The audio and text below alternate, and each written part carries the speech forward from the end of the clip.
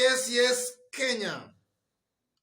Tamu sana, yes, tamu sana.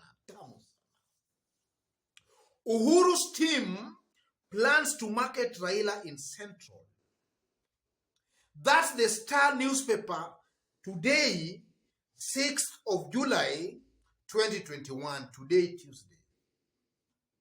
That's the story as captured by the Star newspaper. And because it's a new item that has just emerged today, it's going to form the basis of our analysis in this video right now. And in case you've just bumped on this YouTube channel for the very first time, tap on the subscription button and also on the notification bell to receive a notification anytime we upload a new video.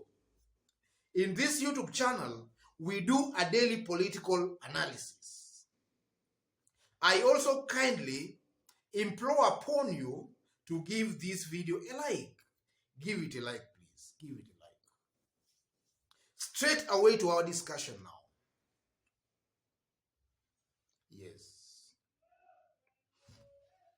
If you go through that story, President Kenyatta's allies are planning ODM boss Raila Odinga's grand tour of central Kenya as the handshake team begins to scheme for 2022 with or without the BBI. As Jubilee finalizes a pre-election alliance with ODM, it has emerged that Uhuru could join Raila in the central Kenya blitz from next month. The historic tour would be the president's fight-back strategy to scuttle Deputy President William Ruto's fortunes in the vote-rich region. That's just an extract from the Star newspaper story. So from this story, ladies and gentlemen, you can see clearly that as from next month, Raila Amolo Odinga, maybe even with the president, are going to start very serious and very aggressive campaigns in the larger Mount Kenya. And plans are at advanced stage to make sure that all the opinion leaders and all top political leaders and all business men from that region all sing Raila Amolo Odinga's tune. That's what is happening behind the scene. And some few days ago, we did analyze in this YouTube channel the possible number of votes, assuming assuming Kalonzo Musyoka, Musalia Mudavadi, and William Ruto team up against Raila and Uhuru. We did summarize that in this YouTube channel. And we came to realize on that day that Kalonzo Musyoka in 2017 election, he gave Raila about 900,000 votes. Raila got 900,000 votes from the 3 counties of Ukambani region. So we assume that all those votes Raila got because of Kalonzo Musyoka. And also in Western, 2017 election, Raila got about 1.3 million votes in Western.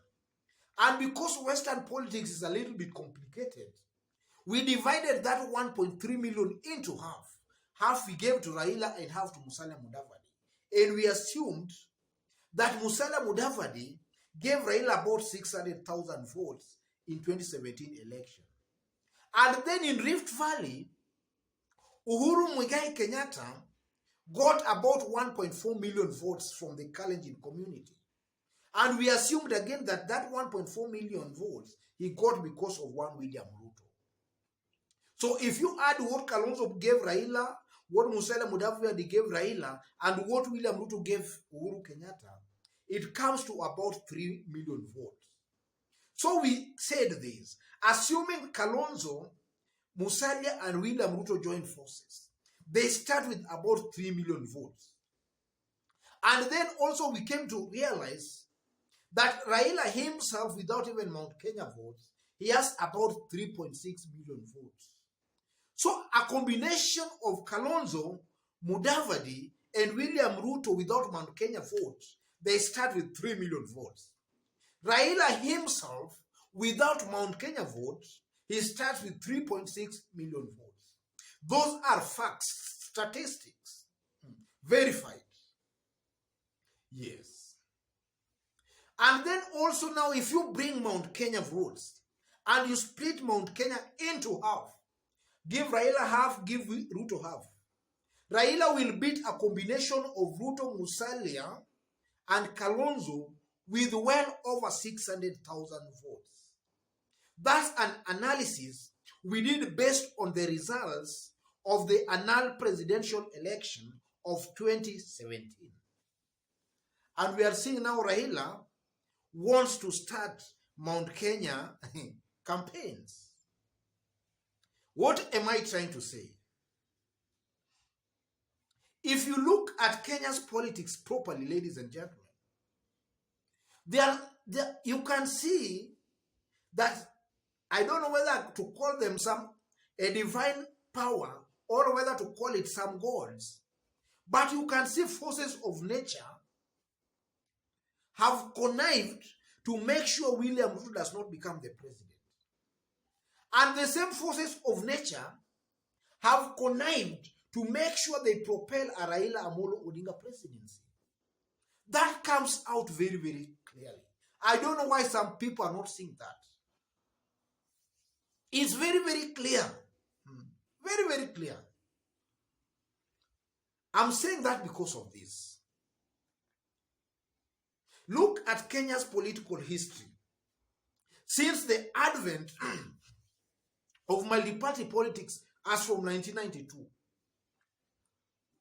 the first opposition leader of President Moi, who was alive to see Moi vacate office, became the president. That was Kibaki.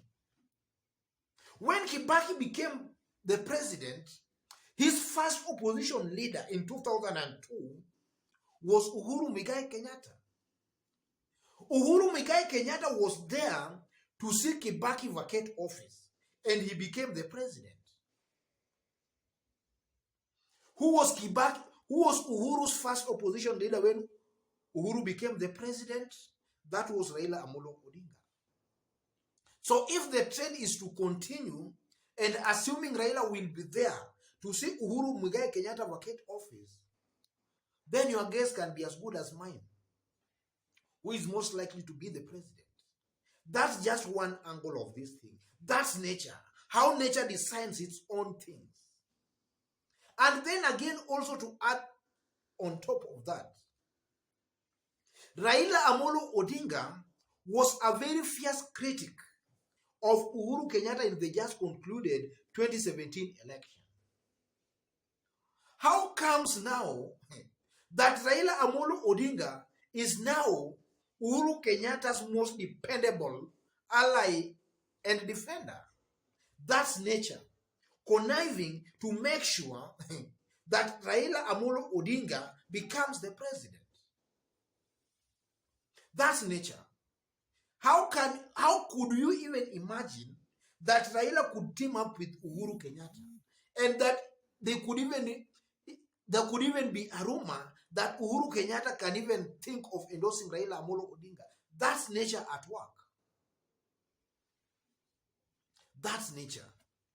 And also, ladies and gentlemen, look at our history again, our political history, as from the advent of multi-party politics. No single candidate has ever contested for the presidency for the very first time and won. Today we are just trying to look at nature. Some of these things sometimes they are called, how can I describe them? These are supernatural forces just driving things towards a specific direction, and you cannot control them. Look at William Ruto. William Ruto appears that is going to be Raila's main challenger in 2022 election, from what we are currently witnessing. And then political history and nature has it that somebody contesting for the presidency for the very, very first time in Kenya cannot be president. And then we have William Ruto there coming out as Raila's main political competitor in next year's election. That's nature again conniving to make Raila the president. When I say all that, ladies and gentlemen, I'm not trying to campaign for anybody here. I'm just trying to open your eyes to see things differently. You might waste a lot of time scratching your head. Who is going to be the next president? Just look at nature properly. Sit down and look at things keenly. My friend, you will see what I'm trying to say here. That's nature conniving and colluding with the gods to make Raila the president. That's nature at work, ladies and gentlemen. Even if we leave alone that, even in terms of statistics, in terms of real votes, who controls what votes, Raila still comes ahead. Yes. So in this YouTube channel, ladies and gentlemen, that's the kind of analysis we do here. We put things straight as they are. We don't massage anybody's ego. We don't talk too much English, and we don't beat about the bush. We just go straight to things as they are. That's nature conniving to make Raila Amolo Odinga the president. So some days ago, maybe slightly over 1 week, Raila met Mount Kenya businessmen, and they just threw his weight behind Raila Amolo Odinga. That's also nature conniving and colluding to make Raila Amolo Odinga the president. Yes. Otherwise, folks, let me conclude it there for today. Just as I did mention when we were starting, if you've just bumped on this YouTube channel for the very, very first time, subscribe and give this video a like. What I've said here is my political observation as somebody who has been following politics keenly in this nation, Kenya. You are free to differ with what I've said, but you can differ with me with a lot of humility. Drop a comment and let me also know what you also think. God bless you. God bless Kenya. Tamu sana.